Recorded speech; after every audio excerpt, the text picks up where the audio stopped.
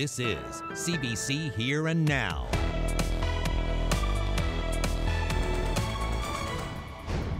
We asked, you responded. Discarded needles are being found across the province. A sexual assault survivor speaks out. History is repeating itself over and over. Are you excited? Yeah, I'm excited. She's getting set to meet her idol, country star Terry Clark. Well, we have a cool down set for the Eastbound Hoedown and festival goers, and in fact, anybody that's going to be out and on the go for Saturday. Temperatures start to recover Sunday, and we're also keeping an eye on Harvey, the latest coming up.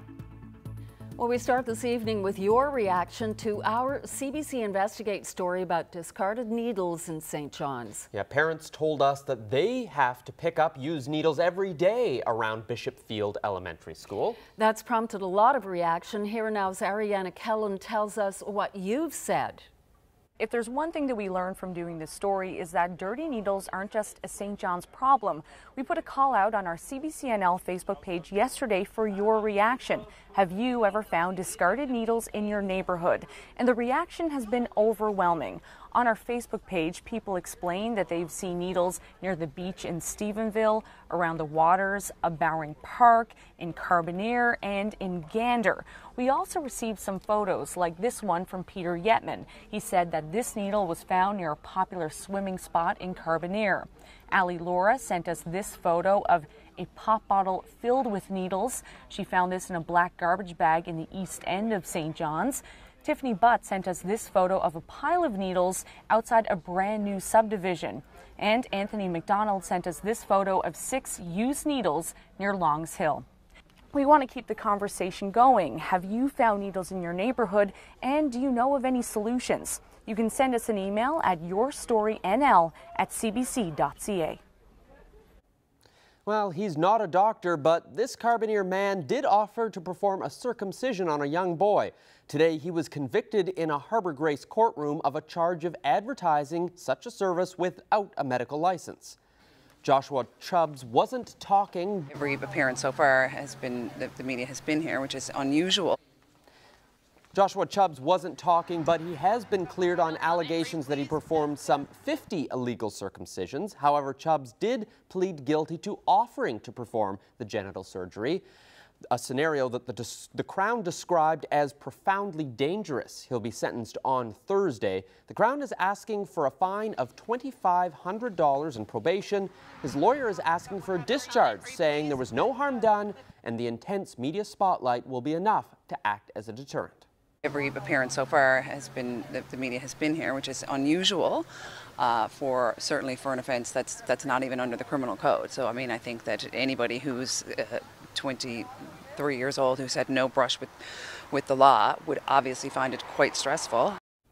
There were big problems in the Big Land with getting online today. A break in Bell Alliance fiber optic cable in Quebec caused the massive outage. Here Now's Jacob Barker has the latest. Internet service came on just a short while ago, but it did hamper a lot of what was happening here in town today at many workplaces, and even here at the CBC. We needed to use workarounds for filing footage for different platforms and things like that. The outage started early this morning. I spoke with one night owl who says that he started noticing issues with his internet at about 3:30 this morning. Bell Alliance saying that the outage was caused by a tree that fell on a cable in northern Quebec, burning it. Most businesses here in town, you could see cash-only signs in the windows, and this home hardware that I stopped into was asking clients to go home and get cash if they were going to make purchases. And it was very quiet in the store. One of the staff members there telling me that they use internet music, so they couldn't even listen to music at work. They told me it was difficult to get just about anything done today. It affects a lot of our business. It affects our credit and debit. We can't use either of it. We can only use cash. We're not receiving any of our emails, so we're missing orders. And it's really affecting everything. This is the second time internet's been out this summer, of course, following that outage that took out all of Atlantic Canada earlier this summer. People here in Labrador are hoping, of course, this is the last one they see. Jacob Barker, CBC News, Happy Valley Goose Bay. Well, there's evidence of an oil spill in Witless Bay. Janine Winkle with a local tour company says she first noticed the rainbow streaks around 2 o'clock this afternoon. She says the oil was spreading from outside Mobile Bay to Green Island, close to the ecological reserve. According to the Coast Guard, a fishing vessel ran aground earlier today and ended up spilling some diesel, but there's no word on how much fuel is actively in the water. The 5 people aboard the fishing boat were safely transported to Bay Bulls. The family that wanted to put a Balkan restaurant on Bon Claudy Street in St. John's is walking away from the deal. Eldine Husick wanted to purchase the old biker sports bar to open a restaurant. That plan hit a snag when it was revealed the area was no longer zoned for commercial development. City Council agreed to look into the issue at a future meeting, but that won't matter to Husick. He says he's stepping away from the deal to buy the property and is now looking for a new location to start his business. Well, this was the scene on Kenmount Road extension, just underneath the Outer Ring Road around 10:45 this morning. The Subaru was heading west when it struck a guardrail and flipped over. One witness told CBC that the male driver got out of the car and appeared to be uninjured, but the driver was taken to hospital as a precaution. Well, there'll have to be a federal by-election as early as this fall to replace Judy Foote as the MP for Bonavista Burin Trinity. There are a few people who aren't ruling out a run, including a former progressive conservative MHA. Darren King says he's considering switching parties and going for the Liberal nomination in the riding. He says it's under consideration. He was a PC MHA but didn't run in the last provincial election. There are also 2 current Liberal MHAs who got their start working for Foote and aren't ruling it out.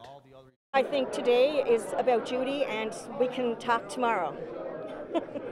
There's going to be lots of time to talk about tomorrow, but today we're honouring decades of legacy of Judy Foote. Well, there'll be a changing of the municipal guard in Bonavista next month as longtime Mayor Betty Fitzgerald is stepping down. Fitzgerald has been the mayor of Bonavista for 20 years and a councillor for 8 years before that. The first woman elected to council in Bonavista back in 1989. Well, I think that's one up for women. Fitzgerald has been front and center in running and promoting the historic town. Her colorful style and passion for the town always on display. There were serious issues like the fishery and storms like Igor, but there were times to celebrate, like welcoming Michael Ryder home in 2011 with the coveted Stanley Cup. Now Fitzgerald says it's time for someone else to take the reins at Town Council. A greenhouse opened today, a partnership between the Gathering Place and St. Bonaventure's College. The joint project was funded by St. Bon's and its Farm to Cafeteria Canada program. The locally grown vegetables will be used for both the student cafeteria at St. Bon's and for the menu at the Gathering Place. It's a chance to teach guests at the Gathering Place how to garden. It will also be used by students for science classes. The Gathering Place is a very special place for us because not only will our students be engaged here, but our students volunteer every Wednesday morning to do breakfast here for the clients at the Gathering Place. And it's part of our service at the school as we're trying to form young men and women to be men and women for and with others. So this just fits into everything the school is about, and we're delighted. A St. John's woman with a lot of love for country music star Terry Clark is about to have her dream come true. Clark will be in Avondale tomorrow for the Eastbound Hoedown, and Superfan Alana Murphy will get to meet her. Here now's Jeremy Eaton stopped by a jam session to learn a little more. Alana Murphy loves everything Terry Clark. Nice to meet Terry. I love you. Yeah. When Alana, again, saw every Terry Clark video and acted him out, Terry always had a white hat on for the most part. So I said, Alana, I have a white hat. Really? And then it was, Mom, I got to get a black vest. So we found, and she's got her white blouse that she's going to be full on Terry Clark on Saturday, I tell you. Her devotion to the Canadian country star is thanks to family friend Erin O'Mara. The full-time social worker, part-time singer, introduced Murphy to Clark's music. Alana's awesome. She's my heart. She's 24 years old and one of the most determined people I've ever met in my life, and she always wanted to meet Terry Clark.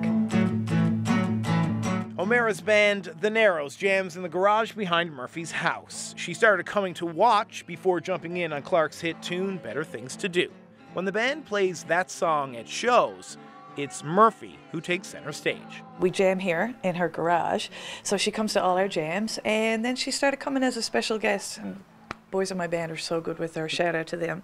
And she gets up and does her Terry Clark, and she's just a showstopper. No matter how many people are there, it's all about Alana, and she loves it. She thrives. She loves it. O'Mara took it one step further. Snapping pictures of Murphy in action, she forwarded an iPhone video to organizers of the hoedown, and it landed in Clark's lap. The country music star loves it and wants to meet her on Saturday. Music is such a part of her, and for her to be able to get to do that is huge for her. It's huge. And for all of us to be able to see it through her eyes is more, I guess we're getting just as much out of it as she is. Concert organizers have given the pair special parking, free tickets, and backstage passes. Alana has her new guitar that Terry's going to sign, and we get to watch the show from side stage. And so yeah, it's going to be a good 90 minutes. I'm going to get a kick out of watching Alana watch Terry, even though I'm going to be freaking out too, so it's all good. Are you excited? Yeah, I'm excited. Are you nervous? I'm not nervous. You're not nervous? Nope. Likely because she already feels she knows Clark. But Alana's on it too. She is a super fan. Jeremy Eaton, CBC News, St. John's. What a treat for Alana, going to meet her musical idol. That's great. Absolutely. And Jeremy Eaton tells us that he has been promised a video of them meeting tomorrow. So hopefully on Monday, we'll let you know how it all went. Buckle has decided to run for council in the city of Corner Brook again. But his campaign tactics this time got him in a little bit of trouble. I'm Colleen Connors, and I'll explain. Well, from Hollywood to Witless Bay, we'll hear about the double life of the Puffin Man. That's coming up after the break.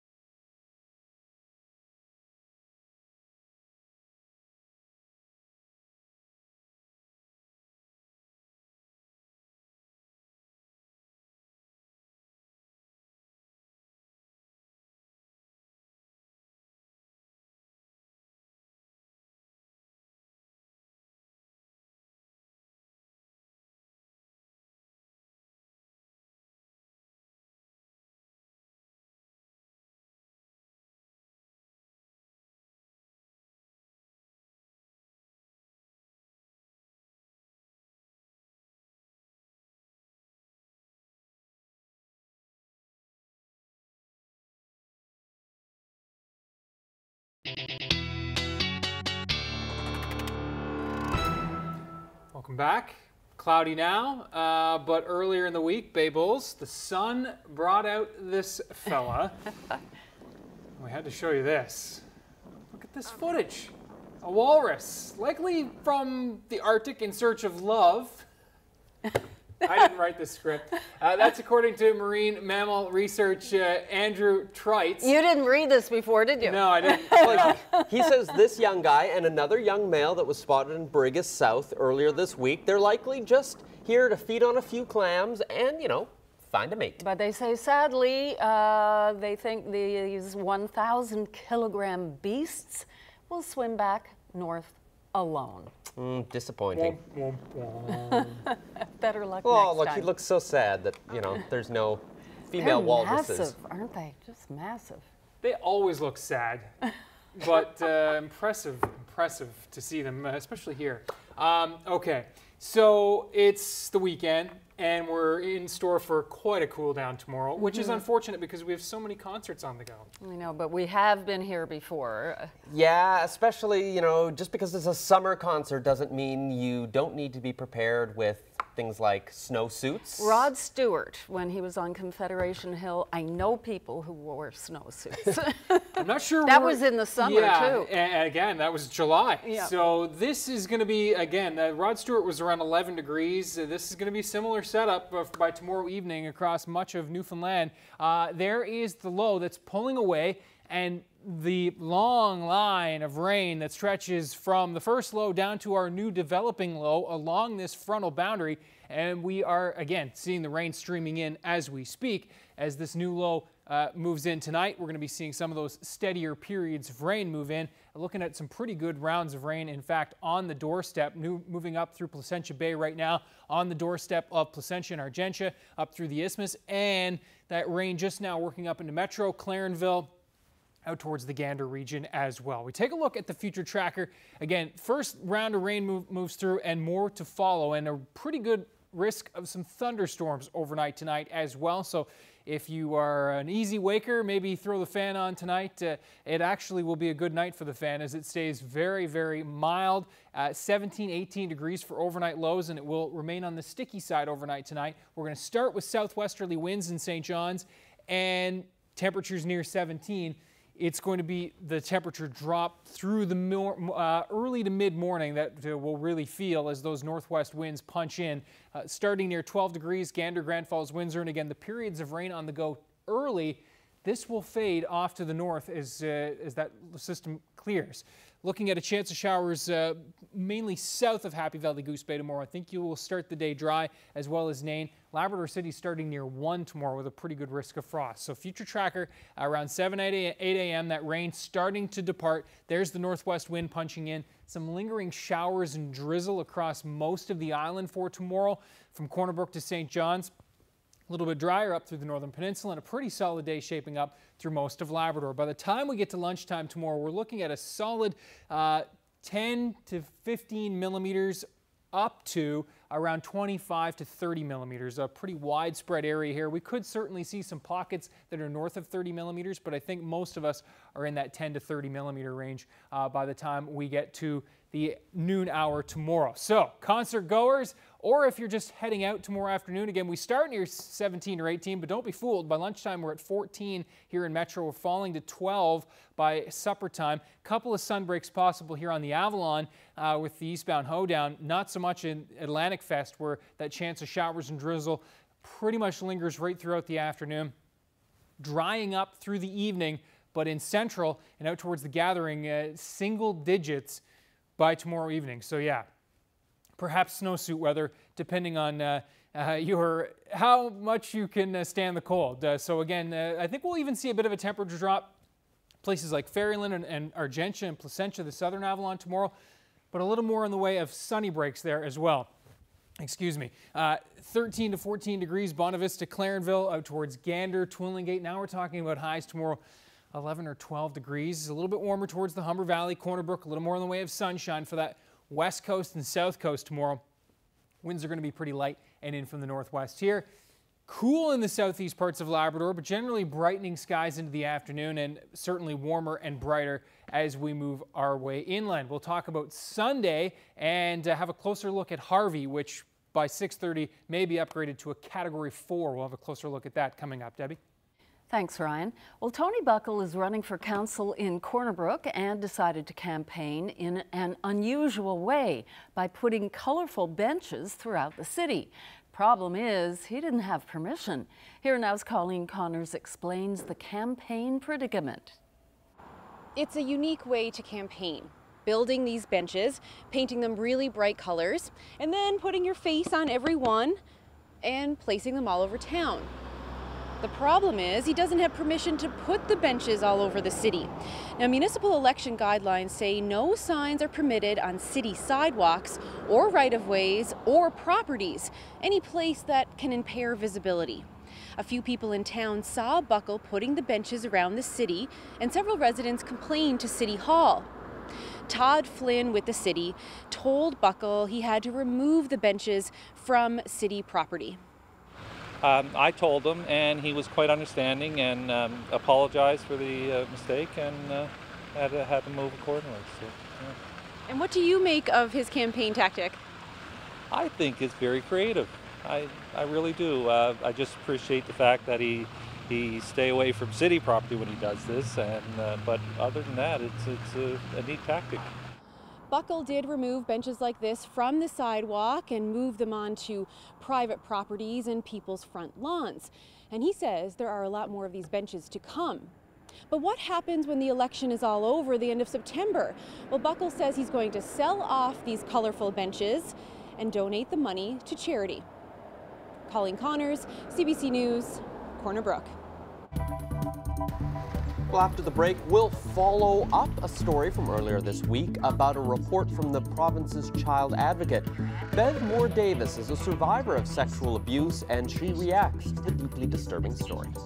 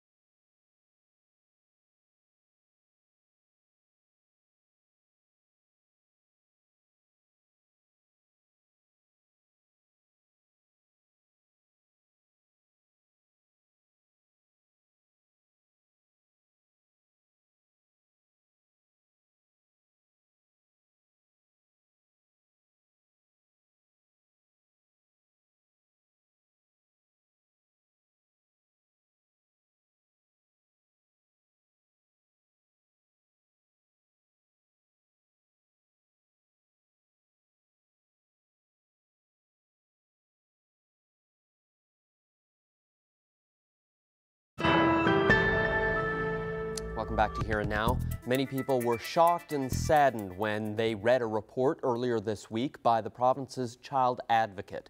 Jacqueline Lake Kavanaugh detailed how a 12-year-old girl received an abortion at an Eastern Health facility and was then released back into the care of the man who sexually abused her.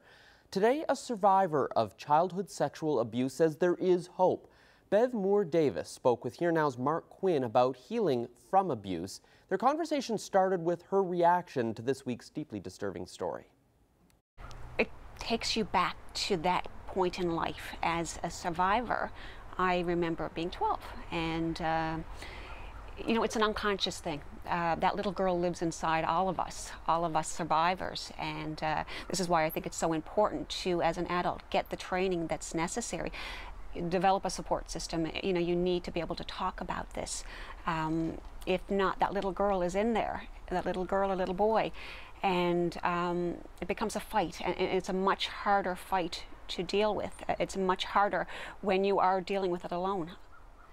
And there's been a lot of discussion about the system and whether the system was effective in helping and protecting this girl. What did you think of that? I think that the system failed the little girl, but society also failed that little girl, consequently enabling the abuse to continue. The specifics of this case are different, but yet the story is not. I facilitate a support group for adult survivors of child abuse, and I hear these stories all the time. History is repeating itself over and over. It's hard to imagine that you can ever really put that entirely behind you. Is it possible to move beyond that? I think there is life after abuse, yes. But I think that it is a process, and I think for anybody who thinks that they can bury it and it goes away, that's not how it works. It's not. It's a toxic poison inside that's going to erupt. At some point, it's going to come out. So I think it is important to deal with it as early as possible in life, ideally. And once you've created that support system, or had time to, you know, go through the process of speaking with a therapist, then the burden is lifted, and there is life after abuse, and you can start moving forward in your life. But I find a lot of people are stuck. They haven't quite dealt with the abuse, and they're sadly, you know, they're doing themselves a disservice by not availing of the services that are out there. And if you could speak to this young woman, what would you say to her? I would want to hug her, and I would want her to know that, sorry, that's a little difficult question. I wasn't expecting that one. I'd want her to know that it's not her fault, that I don't care what anybody says, there's no way that she can take responsibility for this. She was the child. The adult is the person that's supposed to be protecting her. I think she needs to know that that there are people out there, there are support people that will help her through this. And there is life after abuse. Who else has a responsibility, and what should everyone be doing, I guess, to protect children? The families and the communities have a shared responsibility to protect all children. These are the people that spend the most times with the victim and have the most potential to pick up on the red flags. All too often we hear of people coming forward after the damage has been done. If an adult suspects that a child is being abused, they have a moral responsibility to speak out. Better to have been wrong than to allow the abuse to continue. And the consequences have a far greater rippling effect on the community when there is no intervention. Wow, some powerful insights from Bev Moore-Davis, and she is trying to do what she can to help survivors and educate the public as well. Yeah, and if you want to learn more about the Miles for Smiles Foundation or the support group that Moore-Davis runs, than she talked about in that interview, the email address is there on the screen.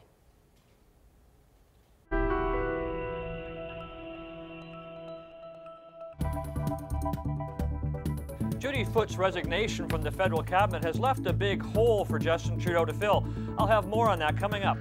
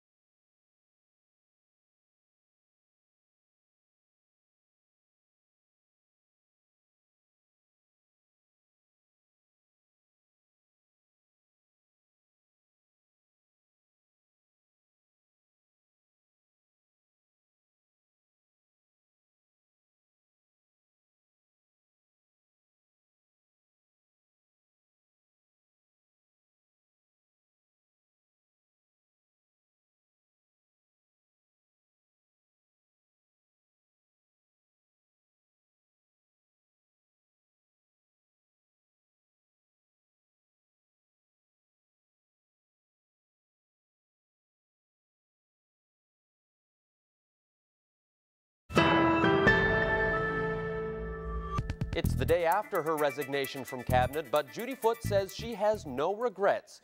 She told Power and Politics host Rosemary Barton there are still plenty of things she is going to miss. I will miss being able to make a difference in Newfoundland and Labrador. It's a province I love. It's a province I've worked in for years, 28 of them being in political life. So I will miss all of that, but I have made the right decision for the right reason. Justin Trudeau's government is also going to miss Foote. For more on that and the search for a new cabinet minister to replace her, let's bring in National Affairs editor Chris Hall, who always has his ear to the ground in Ottawa. Thanks for joining us, Chris. Hi, Peter. So how big of a loss is Judy Foote for Justin Trudeau's government? Well, she's certainly one of the more experienced politicians in his front bench, having served obviously for Clyde Wells when she was in Newfoundland and Labrador, and being in politics here, she is seen as a very steady hand and a very strong advocate on behalf of Newfoundland and Labrador. That said, she was also in public services and procurement, a department, as most people by now know, has been really at the forefront of a lot of the news coverage from our own bureau here because of the problems with the Phoenix pay system. Public servants either not getting paid or not being paid what they're supposed to. That has been a huge problem and headache to fix, along with Shared Services Canada. This new effort to try and have a common email system, for example, and a new IT system here in Ottawa. So these were important files that I think probably suffered by her not being able to be here, being on the leave of absence. So with her resignation, they'll have to find someone of equal stature and certainly someone who is as skilled in dealing with the public service as she has been. So now he also has to pick a cabinet minister from this province. Last night on the show, we talked about Seamus O'Regan or possibly Goody Hutchings as possibilities. What are you hearing? I'm mostly hearing Seamus O'Regan's name, largely because he's a friend of the Prime Minister's and has a sort of a national stature already for his time as a broadcaster for some other network. So they value his communication skills, and certainly he would have the ear in a way that perhaps Goody Hutchings would not of the Prime Minister on a file. The really interesting thing to me is what this represents for Justin Trudeau in terms of opportunity. He can simply decide to fill, as you said, the position from Newfoundland and Labrador, or he can decide that he's got to make a broader shift in where he puts a successor to Judy and to what other shuffle he might have to make, what other people he might have to move to try and make sure that the government advances some of its key files. So we'll not only be watching who gets chosen from Newfoundland and Labrador, and clearly we think it will be before cabinet because they're meeting in St. John's on September 9th, 10th. I don't think he wants to show up with his cabinet not having a minister from Newfoundland and Labrador. Now, if he does go with Seamus O'Regan, he trumpeted gender balance. You know, that was a big deal when he announced his cabinet. That obviously tips the balance. So then how does he deal with having more men than women? Yeah, it's an interesting question. There is another vacancy, someone who's doing double duty, and that's Bardish Chagger, the House Leader. She's also the minister responsible for small business. So he could technically put a woman in that position and have that parity.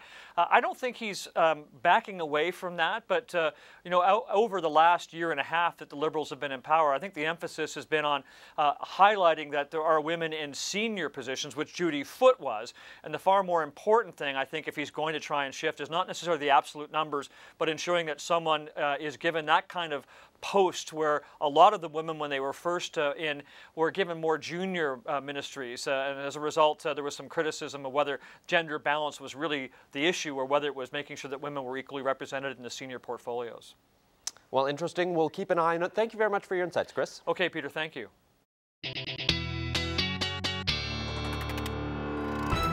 You know, as bad as our weekend forecast is here, it could be a whole lot worse. We could be down in Texas right now. That's right. And the coast of Texas, Louisiana, preparing for what is no doubt a life-threatening storm. Most areas along the coast have been mandatory evacuated. Just look at the impressive storm as it rolls in. You can actually see with the visible satellite the ocean blue coming into appearance there as that eye opens up over the last few frames. By the way, that is 5 kilometers deep, that eye, from the top of the clouds down to the ocean, just to give you some perspective. And that is about to make landfall over the next couple of hours along the coast of Texas. And this is a bad storm given how big it is, Category 3. Winds over 200 kilometers per hour, but what will make it worse is that it's really not going to move over the next couple of days. It's going to move inland, and then just sit there. And look at the impressive radar. Again, those are very, very heavy rains moving in with that eye wall right now, but they've been getting battered all day. Already to see some minor flooding with this storm. Heavy rains rolling up into Louisiana, but it is that coast of Texas that will really take the brunt of the rainfall. This map has been updated since I showed you this last night to add the area in white, which is, yes, 500 to 900 millimeters of rain. That is 1.5 to 3 feet of rain possible over the next 4 or 5 days. When you think about that, 3 feet of rain, that is impressive, but think about the fact that 3 feet of rain will then run down into the floodplains, and 3 feet will become 9, 10 feet in some areas that are most prone to flooding. So a very dangerous situation. Now, when you're hearing about all the coverage from Harvey this weekend, likely the Great Galveston Hurricane will come up. That was one that struck in 1900. It killed an estimated 6,000 to 12,000 people in Texas. And I bring this up because our executive producer here at CBC today brought up the fact that that storm actually clipped through the Great Lakes. It came out and moved into Newfoundland September 13th to 14th and actually caused anywhere from 50 to 230 deaths in our neck of the woods back in 1900. In fact, his great-grandfather was killed on a vessel that went down off the coast of Newfoundland. So a little bit of Newfoundland history for you as well as we talk about hurricanes. Now, Harvey, no impact on our weather over the next few days as it rains itself out over Texas, unfortunately. We will have rain on the menu, though. Tonight, rain at times heavy, some steadier periods in there, certainly. Risk of some thunderstorms overnight.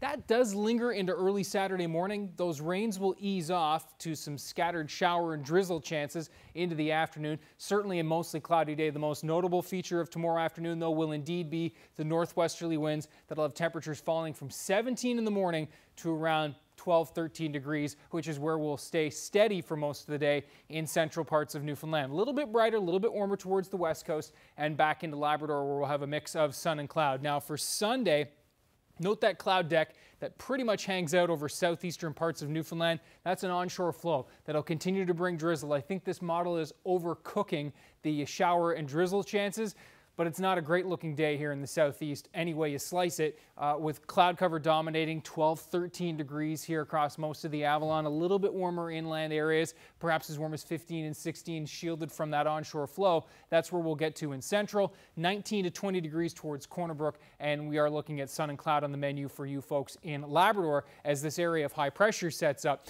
A pretty similar setup for Monday. Onshore flow, I think we still are looking at some drizzle chances.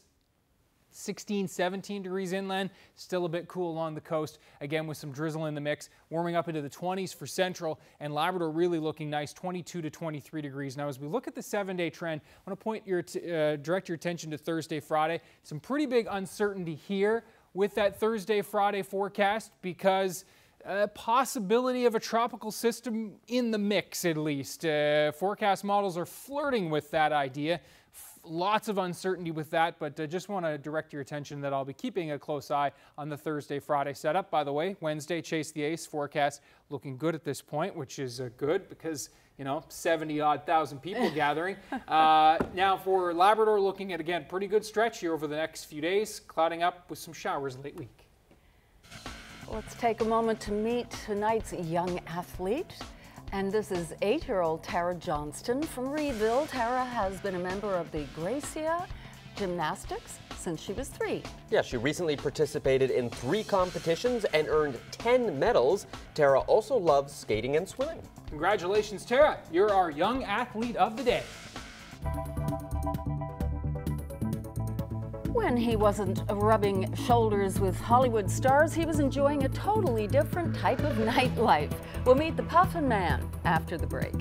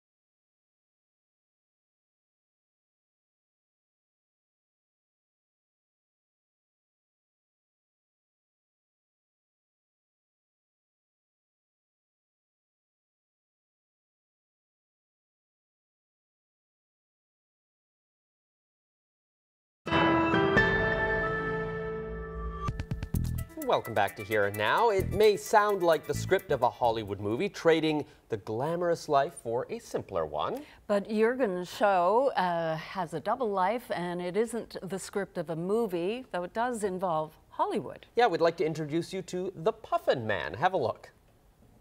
Arnold Schwarzenegger is not so large or big as you think. What? No. He's okay, but it depends on the camera. When the camera comes from down, he looks much more bigger. Right? But he's a great guy, after all. You know? But he's not so tall as you think. And I remember Terminator. He was with me at the Oktoberfest, and we got awards about this, you know. But they were enthusiastic. Can you imagine a tent with 12,000 people, and then Arnold Schwarzenegger, the Terminator, and me with the da music? Wonderful. There was a movie, we had a premiere with Ray Stark and Sally Fields and Olympia Dukakis and you name it. And there was a young girl, also named was Julia Roberts. She was playing in Magnolias of Steel, or Steel Magnolias. And after they had the premiere, we had a bar, we're sitting in a bar, no security, just you and me in a bar having a little drink. And then I asked her, Julia, tell me, what's your next movie? She told me then, Jürgen, don't tell anybody. I'm playing a girl who gets paid for sex. So I thought, oh. And then it happened, it was the Pretty Woman. So 2 years later, she becomes a superstar with Pretty Woman and Richard Gere. 2 years later, we had her back for another movie, and then I had to book a whole hotel suite. She comes with private jets, she comes with security guards, you know. But she was still the friendly smile and the wonderful girl. So that's one story. Jack Nicholson? Sure. Jack is really a wonderful guy, you know. He is very special, and he has a special kind of humor also. So we met in Munich, and he likes to go for sausages and beers, and his girlfriend was with him, and I was just talking to the girlfriend from the airport to home, to the hotel, because he didn't like it, because he wants to be asked by myself, but I talked just to his girlfriend, right? So it was a game what we played. She was laughing, he was laughing. At the end, we liked each other, and we came very close together. We had a good time together then, yeah. There are good stars and there are bad stars. Like people in our community, there are good people and there are bad people. It's just a bigger, wider audience. Maybe sometimes it's more VIP and the other one is more low-P. Jürgen, do you think the boys, when they come up and drop up to the shed, have any idea that you hang out with J-Lo and Anthony Hopkins and these characters? Do you think they have any idea? I'm not sure about this. Is it important? I don't think so. I love that. Is it important? They are just people after all. Well, when he's up here, he gets to hang out with some pretty cool chicks of his own. Oh, the puffins, the baby puffins. And of course, that was started about 10 years ago, I believe, and in Witless Bay. And of course, you know the story of the puffins being conflicted or confused by the lights. And then Jürgen and his group of volunteers are saving them. Excellent work. Well, now to a story affecting the whole of the East Coast. The U.S. government is launching an investigation into the recent deaths of endangered North Atlantic right whales. At least 13 of the whales have been found dead this year off the coast of Canada and New England. The National Oceanic and Atmospheric Administration calls the species critically endangered and says its probe will be focused on an expert investigation. Officials say the primary suspects at this point are collision with ships and fishing gear entanglements. Meanwhile, a study by Canada's Department of Fisheries and Oceans shows that sea temperatures on the East Coast are rising, creating a significant impact on the ecosystem. A new wildfire in British Columbia has forced about 1,100 people out of the community of Joe Rich, just outside Kelowna. Easily lose our house in a matter of seconds, and not knowing if we have everything we need, having like heirlooms and stuff like that, it could all be destroyed in a second. The BC Wildfire Service says nearly 500 homes in the town are under an evacuation order. The fast-spreading fire started yesterday and is believed to have been caused by human activity. Evacuation centers are open in Kelowna, about 25 kilometers away.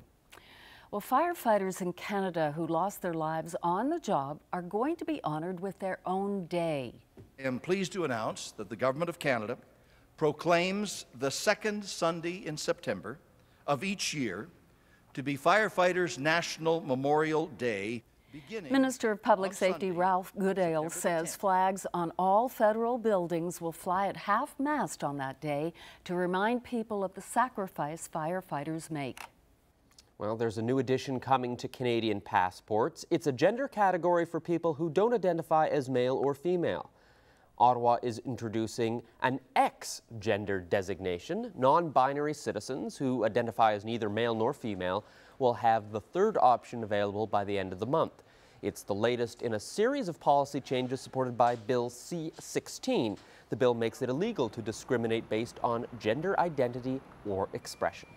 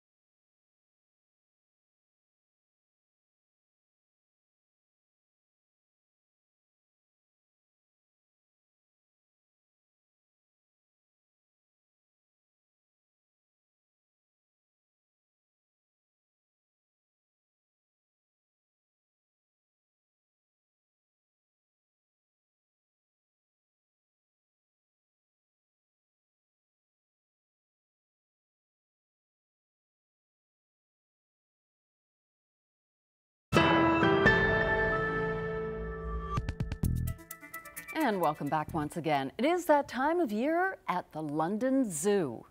The animals are getting ready for their annual weigh-in, from the mightiest gorilla to the tiniest tortoise. Hundreds of animals are being measured at the London Zoo. Their sizes and weights are being recorded by keepers so they can monitor the creature's health and well-being. The data is then shared with other zoos across the world to help make sure all the creatures, great and small, are thriving. Oh, look at that. Oh my. Well, and have a look at this weather phenomenon. You know, you're not suffering from double vision. These are twin water spouts spotted off Florida's Gulf Coast yesterday.